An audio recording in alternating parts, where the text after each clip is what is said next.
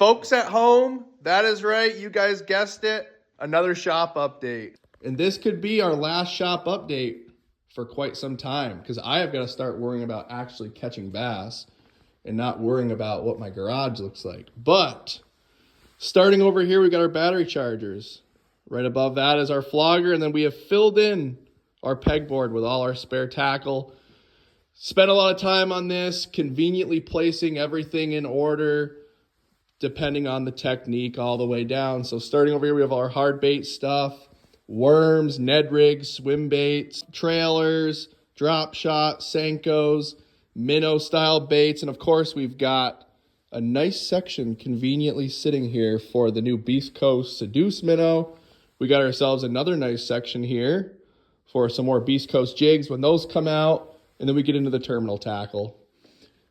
Got these little shelves, these little bin deals. I found them in the back barn. And it's a good little place to keep all my spare lead drop shot weights. We got some phone chargers, GoPro chargers. Of course, I was planning on just buying 2 of these, and I didn't realize they were 3-packs. So when they came in, I got 6 blocks. I don't know how many phones I need to charge, but we'll be able to charge them if it needs to happen. Chris helped me get the wooden boards back up above there. There was a nice header system. We smartened up along the along our ceiling to wall there. We put a little piece of trim, helped clean up any gaps that were there. And then, of course, as we mosey on down over here, we got some big changes. We have added in the dining room table for my old apartment. That's going to be super nice. And then we've got the couch, of course, sitting here, and then conveniently placed a nice 65-inch Samsung. We're watching Jacob Wheeler drive his bass boat to the Bahamas. We've got that mounted on a nice wall mount, super sturdy, really solid. We've got it turned out so that way when I'm sitting in the boat, I can see it really well. We just had Ryan over here.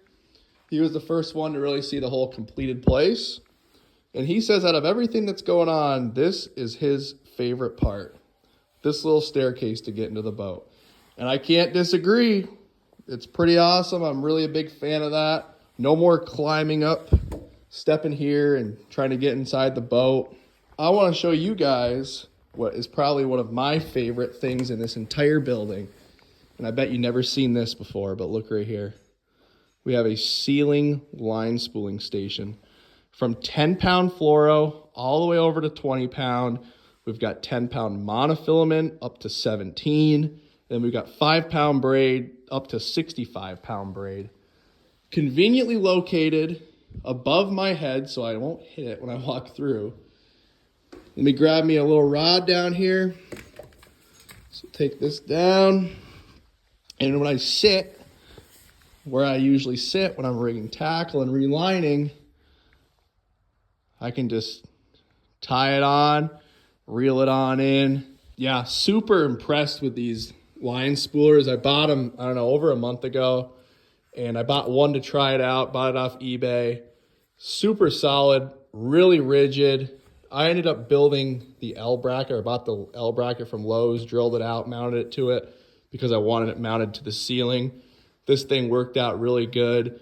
And the reason I have 10 of them up here is because everybody knows that does this, that the worst part about a line spooling deal is when you have to take one size line off and put another one on. You lose the components. It's such a pain. This is going to be so convenient. I'm super excited about it. We're going to hop out of the boat here, and we're going to talk about my heating system. Look at this. Quite the unit right here. We've got ourselves a little space heater, and believe it or not, this heater is keeping this building 52 degrees right now. But in the future, in the summertime, we're going to be dropping a heater from the ceiling. I'm going to be running my hot water lines for my wood boiler out here. It's going to hook to that, and that's how we're going to heat the building. But that will be a project for another day. And to all the folks that really followed along, man, I had a lot of people that were reaching out. I'm surprised.